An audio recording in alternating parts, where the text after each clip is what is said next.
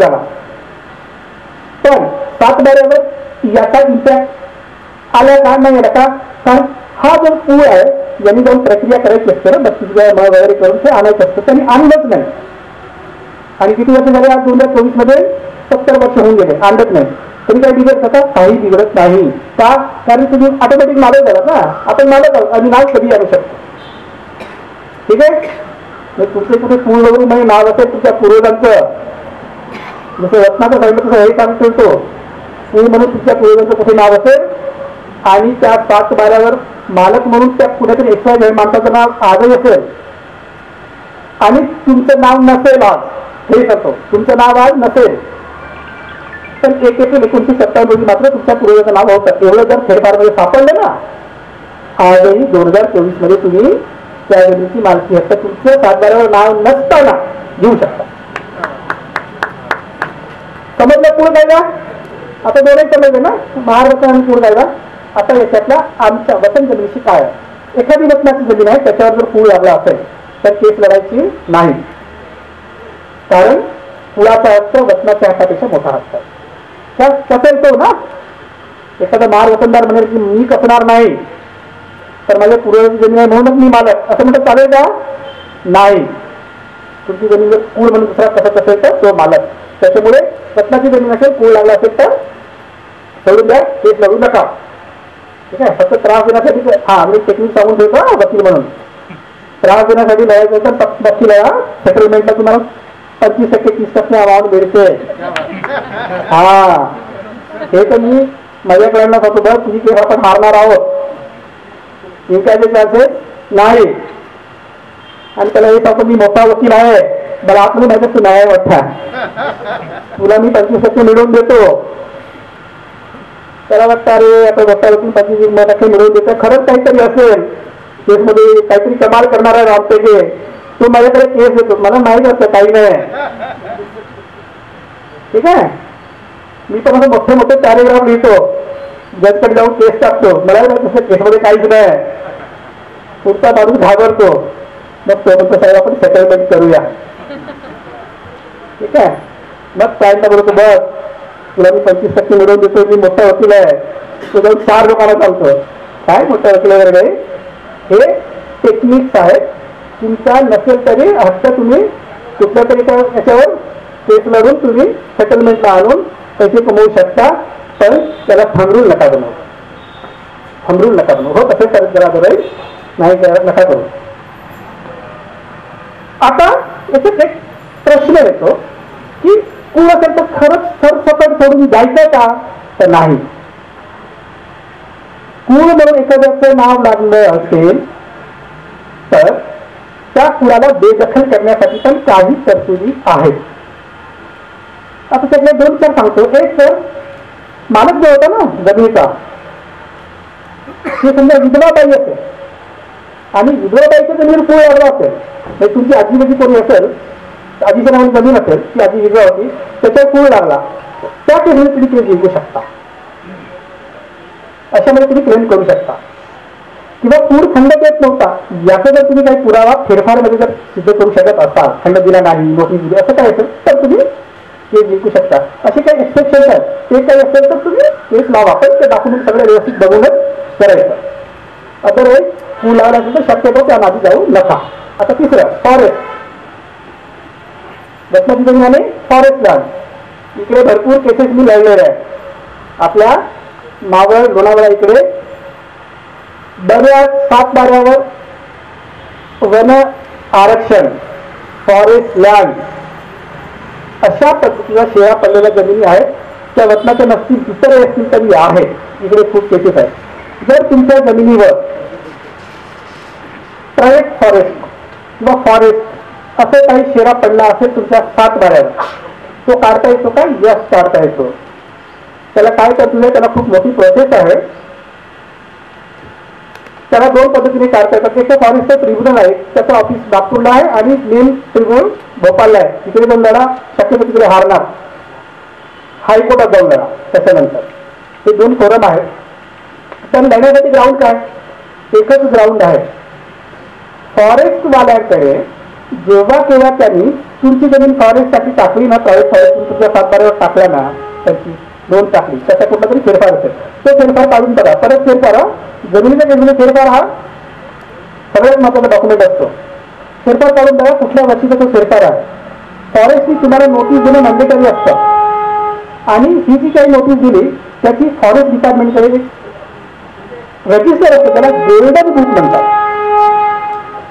ठीक आहे, golden book असतं. गोल्डन बुकात त्याची नोंद असते फॉरेस्टवाल्याकडे की आम्ही यांना नोटीस पाठवली. तर या फेरफारला आणि गोल्डन बुकला दोघांना चॅलेंज करायचं हे नेहमी आठवण ठेवा. गोदरेज बायस म्हणून केस आहे, फेमस केस आहे, त्याच्यामध्ये काहीतरी 100 पानाचं जजमेंट आहे. त्याच्यात या गोष्टी डिटेलमध्ये आल्या. फक्त मी शॉर्ट मध्ये करून सांगतो. 2 गोष्टी चॅलेंज करायचं. आम्हाला नोटीस मिळालेली नाही आणि आम्ही फॉरेस्टचं गोल्डन बुक चॅलेंज करतो. 2 चॅलेंज करायचं. ते गोल्डन बुक घेऊन येते. ते सांगते गोल्डन बुक हे बघा इथे नोंद आहे, यांना आम्ही नोटीस दिली. इथे तुम्हाला नोटीस डिलिव्हरी झाली की नाही याची नोंद नसते आणि गोल्डन बुकवर नोटीस दिलेल्याची नोंद आहे, डिलिव्हरी झाल्याचं कन्फर्मेशन नोंद नाही. त्यामुळे हा फेरफार रद्द करावा आणि फॉरेस्टचा जो शेअर आहे तो काढून टाकावा, एवढाच आर्ग्युमेंट आहे. पण एवढाच आर्ग्युमेंट करायला तर गोदरेज बायसची पूर्ण 100 पानाची केस वाचायला लागेल. त्यावेळी जो वाचू शकतो तसाच वकील राहा, जो माझ्याकडून ऐकून आर्ग्युमेंटात जाईल तसा वकील बरा करू, परत तुमच्या केस तेवढ्या लागेल. ठीक आहे, तर फॉरेस्ट तुम्ही काढू शकता. 2 गोष्टी काय, नोटीस आणि गोल्डन बुक. किती वेळ आहे का? नाही अजून बोलायचं नाही, बऱ्याच जणांना. ठीक आहे, आता कॉन्ट्रॅक्ट ऍक्ट, वतनाच्या जमिनीशी संदर्भाने कॉन्ट्रॅक्ट ऍक्ट बद्दल सांगतो. बरीच लोक वतनाच्या जमिनीचा करार, मदार, अग्रीमेंट टू सेल आणि याच्या पलीकडे जाऊन खूप मला हसायला येतं, मला विचित्र वाटतं. ती गोष्ट म्हणजे उलट खरेदीचा नाही, पलट खरेदीचा खरेदी असतं. बरोबर आहे ना? पलट खरेदीचं खरेदी असतं खूप लोक करून देतात. काय तो असतं, तोच गावातला जो कोणी आहे XYZ त्याच्याकडे जाणार, आपलं पुढे लिहून दिलं काय, साहेब माझी जमीन आहे, मला आज 5,000 रुपये पाहिजे, मी तुम्हाला 2 वर्षात परत करतो. मग तो काय म्हणणार, ठीक आहे ना. पलट खरेदीचा काय उलट खरेदी करतो, दस्त करतात ना. काय शब्द उलट खरेदी, पलट खरेदी, पलट खरेदी, उलट खरेदीचा खरेदी दस्त करून दे मला. मग तसंच लिहितात. काय लिहितात, 2 एकर जमीन अमुक करून मी लिहून घेत आहे, लिहून घेणार, तो गावातला XYZ पैसेवाला लिहून देणार आपण, मला 5,000ची गरज आहे, मला द्यावी ही जमीन. बोलताना तो काय बोलता, पलट खरेदीचा दस्त, पण तिथे तो शब्द नाही टाकत. ठीक आहे, आणि तुम्ही जेव्हा रजिस्टर करता, हे खूप केसेस बघितले की मावळमध्ये, ह्या केसेस लढतोय मी इथे या कोर्टात. तुम्ही पैसे घेऊन आलात, मग 2 वर्षांनी पैसे घेऊन गेलात, साहेब तो पलट खरेदीचा दस्त केला होता, माझ्याकडे पैसे आले, हे पैसे घ्या, मला पलट खरेदी करून द्या. आपण हसत हसत जातो, तो म्हणतो चल रे असं काही नाही, मग आपण बेडत येतो. तेव्हा करतो की आपल्याला फसवण्यात आलं. आपल्याकडे काही डॉक्युमेंट असतो का, काही नसतं. तर अशा बऱ्याच केसेस मी ऍटलीस्ट मावळ तरी लढतो. पलट खरेदीचा प्रकार इकडे खूप दिसतो मला. परत बोलीचा, हा परत बोलीचा असतो. अशा पद्धतीने जर जमीन गेली असेल आणि गेल्या रत्नाच्या जमिनी मी खूप पाहिल्या परत बोलीच्या याच्यावर, ते शोधून काढा, ते पुरावा म्हणून लावा, मग तुम्ही केस त्याच्यामध्ये मेरिट क्रिएट होतो. मग अशा पद्धतीने गेलेली जमीन तुम्ही मिळवू शकता. तर त्याला आहेत ते, मी कलेक्टर मला तो सांगितलं ना फंडा, तो ते टेस्ट आहेत म्हणा. पण कॉन्ट्रॅक्ट टॅक्सला हे जे आहे ऍक्च्युली तुम्ही स्वतः ऑब्लिगेशन क्रिएट करता, पण या पद्धतीचा जो कोणी पलट बोलीचे असतील त्यांना तुम्ही त्याचे बाकी इतर लोकांशी केलेले पलट बोलीचे दस्त काढून या केसमध्ये तुम्ही जिंकू शकता. आता हे झालं जमिनीबद्दल सांगितलं. आता अजून एक खूप जाता जाता महत्वाच्या 2-3 गोष्टी सांगतो. रेव्हेन्यू कोर्ट आणि सिव्हिल कोर्ट याच्यामध्ये मी इतकी गल्लत बघतो, म्हणजे मी लिटरली त्या कलेक्टरच्या आपल्या रेव्हेन्यू कोर्टातून फाईल फेकून देतो मी माझ्या क्लायंटचे, तुम्ही ते आलात कशाला. ठीक आहे, इतका मूर्खपणा असतो. काय असतो मी तुम्हाला थोडं सांगतो, ते क्लिअर करतो. म्हणजे आज इथून उठून गेलेला प्रत्येक माणूस त्याच्या संपर्कातल्या प्रत्येकाला सांगितलं पाहिजे की हे रेव्हेन्यू कोर्ट काय भानगड आहे, सिव्हिल कोर्ट काय आहे आणि कधी कुठली केस कुठे टाकावी याच्याबद्दल प्रचंड कन्फ्युजन आहे. ते आज मी क्लिअर करू शकतो थोडक्यात. बघा, रेव्हेन्यू कोड म्हणजे आधी हायरार्की सांगतो. रेव्हेन्यू कोड कोण आहे? रेव्हेन्यू कोडची हायरार्की खालून सांगतो. सगळ्यात खालचा कोर्ट ज्याला आपण म्हणू कोड, तो खरं तर प्रांत पासून चालू होतो. प्रांत मध्ये आपण अपील सर्कलच्या ऑर्डरची करतो आपण अपील, पण सर्कलला कोर्ट म्हणता नाही येणार. कोर्ट म्हणून प्रांत पासून चालू होतो रेव्हेन्यू मध्ये. प्रांतच्यावर अपर जिल्हाधिकारी, त्याच्यावर आयुक्त आणि तिथून तुमची केस मंत्रालय. मंत्रालयात हारलात तर हायकोर्ट. ही रेव्हेन्यू कोडची एक हायरार्की. याच्यात एक गडबड आहे. रेव्हेन्यू कोड कडे जेव्हा तुम्ही जाता तिथे ऍक्च्युली ही एकच हायरार्की नाही, त्याच्यात अजून एक उप हायरार्की आहे. तुम्ही ज्या जमिनीचा वाद रेव्हेन्यू कोर्टात घेऊन जाता त्याच्यामध्ये 2 डिपार्टमेंट आहे. एक रेव्हेन्यू हा जाता सांगलं ती हायरार्की आहे. म्हणजे तुमच्या 7/12वर तुमच्याकडे जर 7/12 असेल, 7/12चा इश्यू असेल तर कुठे जायचं? आता जे सांगितलं ना रेव्हेन्यू कोर्टाची हायरार्की, यांच्याकडे जायचं. पण जर तुमची जमीन ही शहरी भागातील असेल आणि तुमचा जो कागद आहे तो 7/12च्या ऐवजी प्रॉपर्टी कार्ड असेल आणि त्याच्यावर गट नंबर किंवा सर्वे नंबर ऐवजी सिटी सर्वे नंबर असेल, बघा बारकावा सांगतो, सिटी सर्वे नंबर असेल तर रेव्हेन्यूचं एक दुसरी हायरार्की आहे, त्याला भूमी अभिलेख म्हणतो आपण. तर या हायरार्कीमध्ये अपील नाही करायचं तर भूमी अभिलेख काय करायचं, हा फरक ठेवायचा लक्षात. रेव्हेन्यू मध्ये 2 पॅरलल कोर्स आहेत. 7/12चा इश्यू तर प्रांत आणि सिटी सर्वे नंबर असलेली मिळकत पत्रिका प्रॉपर्टी कार्ड, त्याचा काही इश्यू असेल तर भूमी अभिलेख इथे अपील करता. असा दुसरा प्रकार आहे. जसं मी रेव्हेन्यू कोर्ट आहे ना तसा सिव्हिल कोर्ट आहे.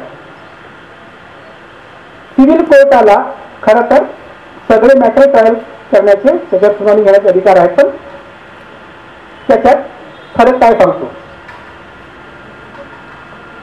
कुठल्याही नोंदणीकृत दस्त, हे मी याच्यासाठी सांगतो कारण मी खूप केसेस पाहिले. बहिणीने भावाला हक्क सोडपत्र करून दिलं नोंदणीकृत, ठीक आहे. भावाला म्हणण्यापेक्षा म्हणजे थोडं आजच्या तारखेत बोलायचं होतं, आत्याबाईंनी वडिलांच्या फेवरमध्ये बाबामध्ये हक्क सोडपत्र करून दिला. कोणी? आत्याबाईंनी. तेव्हा काही चोरी चांगली घेऊन आत्याला तात्याबाईकडे वडिलांनी, हुशारचे वडील, ठीक आहे. पण काय हुशारचा वारसा पुढे पण झरपतो ना, झिरपतो.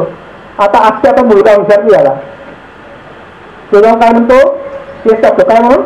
माझ्या आईचा हक्क सोडपत्र बोगस आहे. बरोबर, मी हुशारला त्याचा विचार भेटतो ना. मग चूक काय करतात, हक्क सोडपत्र नोंदणीकृत आहे आणि शाळेत कुठे करतात हे रेव्हेन्यू कोर्टात. मी किती केस बघतो, मी प्रत्येक तारखेला मी 2 तरी केस बघून येतो. हक्क सोडपत्राला चॅलेंज करताय आत्याचा मुलगा, कुठे? रेव्हेन्यू कोर्टात. त्यांचा वकील पण त्याला सांगतो आपण ह्याने हारलो का, चला आपण वर अपील करूया का, आपल्या केसमध्ये मेरिट आहे. असं पण इथे नाही लढायचं.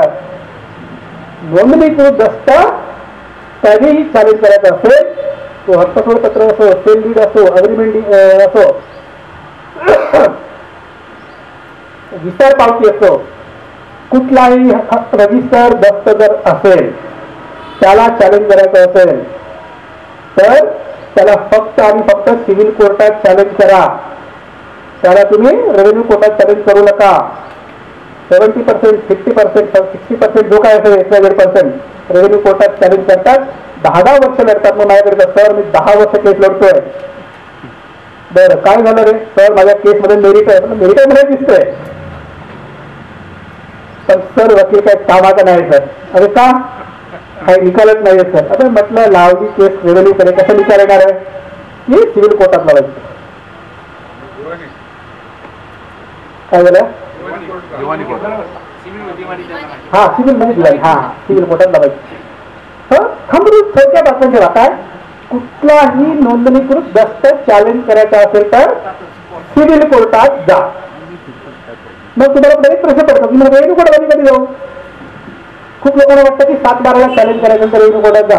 कुठल्याही रेव्हेन्यू कोर्टात कधी कुठल्याही 7/12ला चॅलेंज करता येत नाही. मग कशाने चॅलेंज करतो आपण? 7/12वर ज्या फेरफारच्या अन्वये नोंद आली त्या फेरफारला चॅलेंज करतो. कुठे? Revenue quarter. ठीक आहे, तो फरक समजला. तिथून पुढे कोणी असं घोळ घालायचं नाही.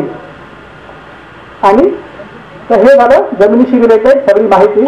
आता जाता जाता एक छोटीशी NATP ग्रामपंचायत सँक्शन आणि हे प्लॉटिंग विकतात त्याचा सांगतो थोडक्यात. म्हणजे ते काय खूप लोकांची फसवणूक होती म्हणून सांगतो. खरं तर आपला तो विषय नाही. इथून बाहेर निघालं पुढे कधी जातं तुम्हाला दिसतात काय आमच्याकडे प्लॉटिंग आहेत विकत घ्या, 11 गुंठे घ्या, त्याची प्लॉटिंग करून विकतात. त्यांना विचार NATP आहे का? हो, ग्रामपंचायतच्या NATP आहे. हायवे बिल्डर सर्राम करतो. माझ्याकडे काय म्हणतात सर आम्ही घेतला होता. काय घेतला रे? ग्रामपंचायतच्या NATPचा प्लॉट घेतला. तर म्हटलं ग्रामपंचायतला NATPची द्यायची अथॉरिटी कधी आहे का? त्यांना पॉवरच नाही. तर बिल्डर सांगतो आपण मानतो. प्लॉटिंगच्या व्यवसायामध्ये जेव्हा तुम्ही जाता एने म्हणजे काय? एने म्हणजे नॉन एग्रिकल्चर आहे. TP म्हणजे काय? Town planning. जे काही प्लॅनिंगचं डिपार्टमेंट आहे ते तुम्हाला सँक्शन देतात ते TP. असे दोन वेगळे कागद असतात. NATP हे कागद नाही आहे. आता NA म्हटल्यानंतर आपल्याला माहित नसतं की NA काय. NA म्हणजे काय? Non agriculture. मराठीत काय म्हणतात? अकृषक. ठीक आहे. मी खूप लोकांच्या केसेस पाहिले आहे. NA म्हणून जमीन घेतलं तिरण उठला. ठीक आहे, अगदी डॉक्युमेंट मस्त नाचत नाचत आले माझ्याकडे. तर NAची जमीन घेतली. बरं आता काय? तर आता आपण इथे घर बांधणार. इथे दाखव डॉक्युमेंट. डॉक्युमेंट बघितलं तर NA आहे, पण कशाचं आहे? गोडाऊनचं आहे. तिरण कळत ना बघा. NA कशाचं आहे?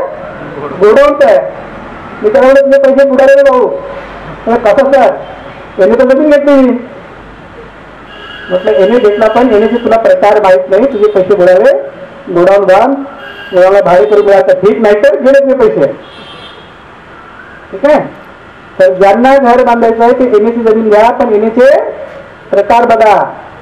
NAचा पहिला प्रकार फॉर रेसिडेन्शियल, NAचा दुसरा प्रकार फॉर कमर्शियल, तिसरा प्रकार फॉर गोडाऊन, चौथा प्रकार NA फॉर तुमचा इंडस्ट्रियल, पाचवा प्रकार NA for hospital, NA for school, NA for playground, NA for public community hall. अजून XYZ काय काय NA असतील बघा. ते काहीतरी 13-14 प्रकार आहेत NAचे. NAचा कागद तुमच्या हातावर ठेवल्यावर डोळे बंद करून व्यवहार करायचा नाही. हे जे मी तुम्हाला सांगतोय त्यापैकी कुठला NA आहे बघा. ठीक आहे, आणि त्यानुसार मग तुम्ही व्यवहार करायचा की नाही ठरवा. ठीक आहे. तर तुम्ही प्लॉट घ्यायला जात असाल तर एवढी काळजी घ्या. आता याच्यासोबत अजून काय बघायचं? अजून 2 गोष्टी बघा. जेव्हा केव्हा तुम्ही जमीन घेता, 7-12 यांच्या नावाचं आहे, मला घ्यायचं आहे, तो मला जमीन विकतो, मी विकत घेतो. मी पण अजून परत नेहमी डॉक्युमेंट नाचत माझ्याकडे असतात. व्यवहार झाला, तुम्ही पेढे घ्या. मतलब पेढे घ्यायच्या मला 7-12 तुझा दस्त दाखव. दस्त म्हणजे लक्षात येतं की 7-12ची जमीन घेतली. बरं, मला पुढे हे सांगतात तर त्यांना युट्यूबवर ऐकून त्यांना नॉलेज असतं. सांगतात सर तुकडाबंदी कायद्याच्या नियमाप्रमाणे गिऱ्हाईक जमिनीचं 20 गुंठ्याचा खायचं बाबा येऊ रे म्हणून मी 21 गुंठे घेतली सर. वा, सांगत आहे नॉलेज आणि करेक्ट असतो तो. त्याच्यामुळे तर आता तर काही बाधा नाही, कारण मी 21 गुंठे घेतली. गिऱ्हाईकला लोन लिमिट नाही सर, 12 काय सर 7-12 मी बघितलं युट्यूबवर ऐकलं. 7-12 गिऱ्हाईक 20 घ्या, मी 21 घेतली सर, म्हणजे मी पास. बरं पास. ते सगळं पाहिलं. मी म्हटलं छान आहे, मी पेढे खाल्ले. मला मनात एक शंका चुकचुकली, पण आता कशाला बोलायचं? शंका ती खरी होते की मला नाही माहिती. तो गेला 2 वर्षांनी कळत आला सर आपलं चुकलं. काय झालं? तर जमीन जी मी घेतली आहे ना त्याला आता मी बांधकाम करायला जातोय. तर बांधकामाला म्हणतो की मोजणी आणा, कोपऱ्यात आणा. मग मी कोपऱ्यात गेलो सर. कोपऱ्यात जेव्हा मोजायला आले तर बाजूचे लोक एक कोपरा इकडे सरकवतात, एक कोपरा तिकडे सरकवतात. माझी 7-12 जी काही 21 गुंठे दिसते, आपण पेढे खाल्ले तर तेव्हा ते पेढे कमी झाले सर. का? कारण आपण 7-12 आपल्या नावे होतो. या एका ग्राउंडवर आपण जमीन घेतो, पण घेतलेल्या जमिनीच्या चतुर्सीमा पण लिहिल्या असतात त्याच्या. तर त्या चतुर्सीमाना काहीही अर्थ नसतो. कधीपर्यंत? जोपर्यंत तुमच्या खरेदी खतावर लिहिलेलं जे काही क्षेत्र आहे, जे काही चतुर्सीमा आहे, त्या क प्रत या डॉक्युमेंटनी कन्फर्म करत नाही तोपर्यंत तुमचे 21 गुंठे तुमचे नाही, त्याच्यातले 10-12 गुंठे 4-5 गुंठे जे काय असेल ते परिस्थितीनुसार लोक लुबाडणार आहेत. त्याच्यामुळे प्लॉट घेताना नेहमी काय करायचं, फक्त त्याच्यावर चतुर्सीमा लिहून चालत नाही, त्या चतुर्सीमा प्रत या डॉक्युमेंटनी कन्फर्म करा. किंवा मी माझ्या क्लायंटला सांगतो की प्रत जर नसेल त्याच्याकडे विकणाऱ्याकडे, खरं तर विकणाऱ्याकडे अशा गटाचं असतं, त्याच्यामुळे तो देऊ न शकत, तर प्लॉटिंग करून दिलं जातं त्या प्लॉटचा तुम्ही प्रत करा. आणि जर एक 20 गुंठ्याच्या वर जर तुम्ही घेत असाल गिरायक आणि 10 मागायत, तर तुम्ही घेतल्यावर लगेच प्रत करा. तो मॅन्डेटरी डॉक्युमेंट आहे. तर प्लॉट घेताना जमीन घेताना प्रत करायचं. आणि दुसरा झोन दाखला. झोन दाखल्यावर लिहिलेलं असतं की ही जमीन ग्रीन झोन आहे, येलो झोन आहे, किंवा अजून कुठला झोन आहे, पर्पल झोन आहे, असे बरेच झोन असतात. त्या तिकडे लिस्ट असते त्या झोन दाखल्याच्या बाजूला, ते आधी बघा. आणि रस्ता तुम्ही लोक माझ्याकडे येणारे प्लॉट घेताना बिलकुल परत हसत प्लॉट घेतात, नंतर 2 महिन्यानंतर परत रस्ता देतात. काय झालं तर आमच्या प्लॉट मधून 18 मीटर रस्ता जातोय. हा आम्हाला माहितच नव्हता. हे कुठे काय 18 मीटर जातच नाही, तुमच्या झोन दाखल्यावर करतात. जेव्हा केव्हा प्लॉट घेतात तेव्हा तुम्ही जसं तुम्हाला प्रयत्नी तुमच्या बाउंड्रीज डिसाईड होतात, तसं झोन दाखल्याने तिथून काही रस्ता जाणार असेल किंवा अजून कुठलं या गॅस लाईनच्या पाईपलाईन पडत असतात बऱ्याच ठिकाणी, तसं काही पडत असेल किंवा शासनाचं काही आरक्षण येणार असेल तर याच्या नोंदीच्या झोन दाखल्यावर दिसतात. त्याच्यामुळे प्लॉट घेताना प्रत पाहायची, कन्फर्म करायचे बाउंड्री, झोन दाखला पाहायचा आणि बाकी सगळं कन्फर्म करायचं. तर ही होती प्लॉट घेणाऱ्यांसाठी माहिती. तर मित्र, वतन, जमिनी, कूळ, फॉरेस्ट लँड, हरित रस्ता आणि सिव्हिल कोर्ट आणि रेव्हेन्यू या संदर्भाने आपण माहिती पाहिली. तुम्ही शांतपणे ते सगळं ऐकलं, त्यामुळे तुमचा सगळ्यांचा आभार आणि थँक्यू. सर मोबाईल नंबर सांगा तुमचा. मोबाईल नंबर सांगा. मोबाईल नंबर हो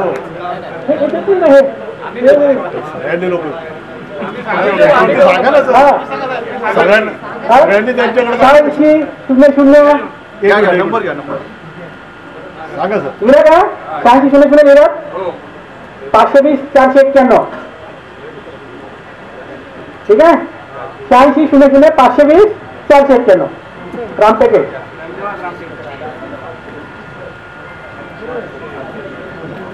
धन्यवाद रामटेके सर. अतिशय विस्तारूप पद्धतीने आपण या कायद्याच्या कार्यशाळेमध्ये आपण खऱ्या अर्थानं साक्षर केलं असं मी सर्वांच्या वतीने सांगू इच्छितो. सूर म्हणतो साथ दे, दिवा म्हणतो वाद दे. सूर म्हणतो साथ दे, दिवा म्हणतो वाद दे. या इतक्या छान चाललेल्या कार्यक्रमासाठी श्रोत्यांनो, तुम्ही टाळ्यांची दाद द्या, तुम्ही टाळ्यांची दाद द्या. रामटेके सरांचं पुन्हा एकदा या कार्यक्रमाचा संयोजक या नात्यानं